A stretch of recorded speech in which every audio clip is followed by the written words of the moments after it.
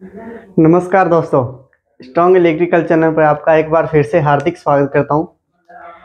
तो आपको पता है, जैसे कि अपनी क्लास चला रखी थी आवेश एवं स्थिर वैद्युतिकी, उसी के बारे में आज अपने चर्चा करने वाले हैं। वीडियो को अंतिम तक बने रहें। प्लीज़ यार दोस्तों, इसे एक व्हाट्सएप ग्रुप या टेलीग्राम ग्रुप में ज़रूर शेयर कर दें। प्लीज़ सपोर्ट जरूर करें, वीडियो को अंतिम तक जरूर देखें, ठीक है।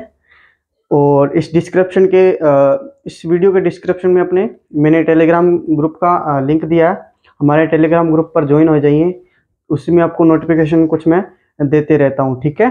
चलो आज अपने पढ़ने जा रहे हैं आवेश एवं स्थिर वैद्युतिकी, जो अपने टॉपिक चल रहा था उसी के बारे में। बहुत ही मोस्ट इंपॉर्टेंट टॉपिक रहने वाला आज का जो मैं पढ़ाने जा रहा हूँ। तो आज चलते हैं, क्योंकि इसमें जो एग्जाम के अंदर है, लगभग पहला जो लिखाने जा रहा हूँ, लगभग एग्जाम के अंदर सीधा डायरेक्ट ही पूछ लेते हैं कई बार, ठीक है। तो चलिए दोस्तों, आज जो अपन चर्चा कर लेते हैं, यहाँ पे लिख लो, यहाँ पे आप लिख लो राशियां, यहाँ पे लिख लो राशियां,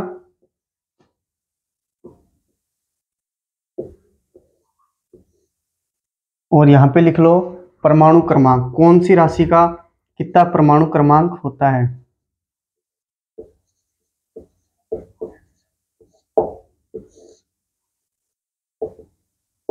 कई बार डायरेक्ट एग्जाम के अंदर पूछ लेते हैं एग्जामिनर।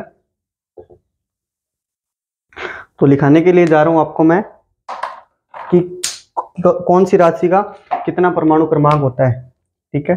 तो पहली राशि ले लो आप, कार्बन। कार्बन का जो परमाणु क्रमांक होता है 6 होता है, ठीक है। कार्बन का परमाणु क्रमांक 6 होता है। उसके बाद अपन चर्चा कर लेते हैं कि जो सिलिकॉन होता है, सिलिकॉन, जर्मेनियम, अर्धचालक है ना दोनों, इसका जो परमाणु क्रमांक 14 होता है, ठीक है। उसके बाद अपने चर्चा कर लेते हैं जर्मेनियम के बारे में। जर्मेनियम का जो परमाणु क्रमांक होता है वो होता है 32।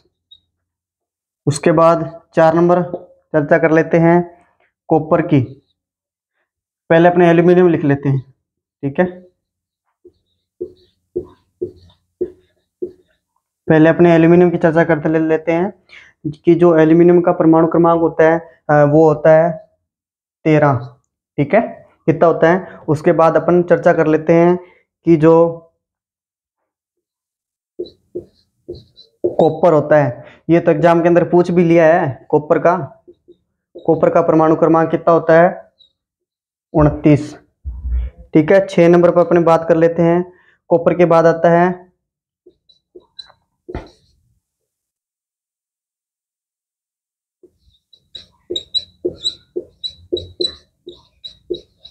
यूरेनियम का जो परमाणु क्रमांक होता है वो होता है 92, ठीक है। 92 होता है। उसके बाद अपन चर्चा कर लेते हैं, शायद आई होप आपको नीचे नहीं दिख रहा होगा, तो 6 नंबर है ना, 8 राशियां लिखाने वाला हूँ। दो और इसमें ऐड कर लो। कार्बन का 6, सिलिकॉन का 14, जर्मेनियम का 32, और एल्यूमिनियम का 13, कॉपर का 29 और यूरेनियम का 92। अब बात कर लेते हैं 7 नंबर जो राशि है, वो है अपन सिल्वर की।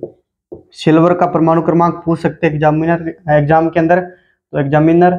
तो अपने क्या लिखना है कि जो सिल्वर का परमाणु क्रमांक होता है वो होता है 47, ठीक है। और उसके बाद अपन बात कर लेते हैं, सिल्वर हो गया 47। उसके बाद आता है सोना, गोल्ड। सोने का जो परमाणु क्रमांक होता है वो होता है 79, ठीक है। 79 होता है किसका, सिल्वर का 47, सोने का 79 परमाणु क्रमांक होता है। ये कुछ राशियां होती है, ठीक है। इसके बारे में अपना बाद में अपने कुछ चर्चा कर लेते हैं। इतना आपको आई होप आपको समझ में आ गया होगा। उसके बाद अपन जो चर्चा करने वाले हैं वो है कि जो नाभिक के अंदर मैं लिख रहा हूं नाभिक के अंदर दो प्रकार की गति होती है। नाभिक के अंदर दो प्रकार की गति होती है। पहली होती है चक्रण गति, सेकंड होती है कक्षीय गति। ठीक है ना। नाभिक के अंदर दो प्रकार की गतियां होती है, चक्रण गति और कक्षीय गति। उसके बाद अपन चर्चा कर लेते हैं।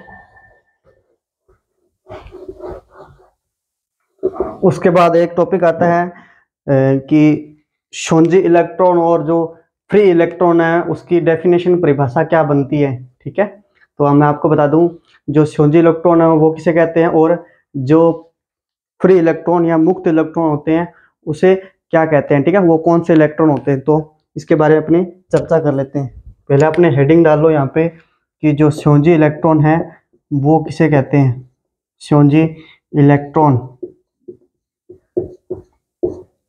शोंजी इलेक्ट्रॉन किसे कहते हैं।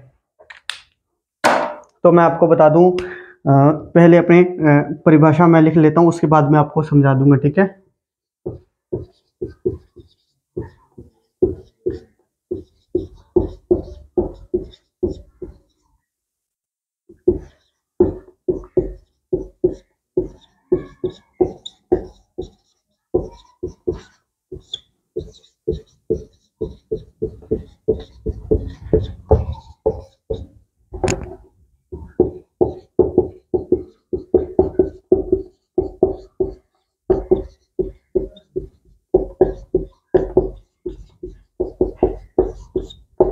कौन से होते हैं कि जो परमाणु की अंतिम कक्षा में जितने भी इलेक्ट्रॉन होते हैं, जितने भी कक्षा में परमाणु के अंतिम कक्षा में जितने भी विद्यमान इलेक्ट्रॉन होते हैं वो उसको क्या कहते हैं, शोंजी इलेक्ट्रॉन कहलाते हैं। मान लो ये नाभिक है, ये परमाणु की अंतिम कक्षा है, तो इस कक्षा मान लो 32 इलेक्ट्रॉन है, तो ये क्या कहलाते हैं, शोंजी इलेक्ट्रॉन कहलाते हैं। ठीक है, परमाणु की अंतिम कक्षा में विद्यमान इलेक्ट्रॉन की संख्या शोंजी इलेक्ट्रॉन कहलाते हैं। और ये शोंजी इलेक्ट्रॉन होते हैं जो किसका निर्धारण करते हैं, ये हमेशा याद रखना है, संयोजकता का निर्धारण करते हैं।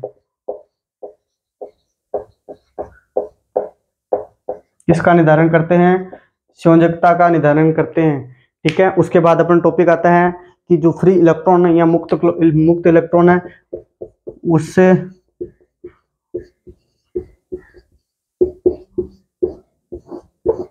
मुक्त इलेक्ट्रॉन के बारे में एक बार फिर मैं परिभाषा लिखना चाहूंगा आपके सामने, और तो मैं लिख लेता हूं इसकी डेफिनेशन, परिभाषा।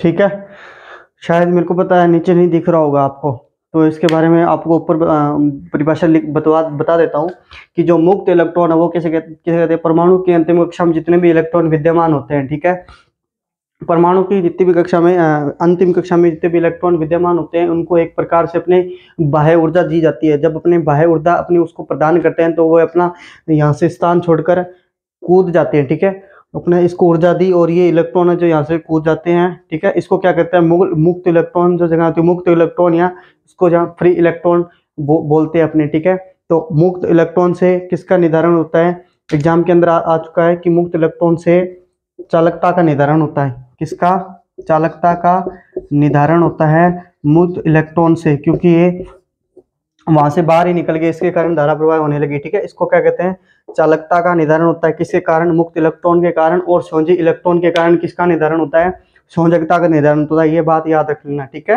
तो आज के लिए इतना ही अपनी पढ़ेंगे। एक बात और सुन लो कि ये आज ये इतना आवेश स्थिर वैद्युतिक अपना टॉपिक आज खत्म हो गया है। कल इसकी क्लास से मैं दूंगा 2 MCQ, जो कि इस चैनल पर कल अब आपको अपलोड करवा दूंगा मैं। MCQ जरूर पढ़ें, क्योंकि जो अपनी बेसिक है वो अपनी क्लियर होनी चाहिए, तो भी अपने को आगे अपने करते जाएंगे। इसी तरीके से मैं वीडियो आपको अपलोड करता जाऊंगा, जो भी आए, alternator, transformer, generator, DC motor, DC generator. ठीक है, ये तो धन्यवाद।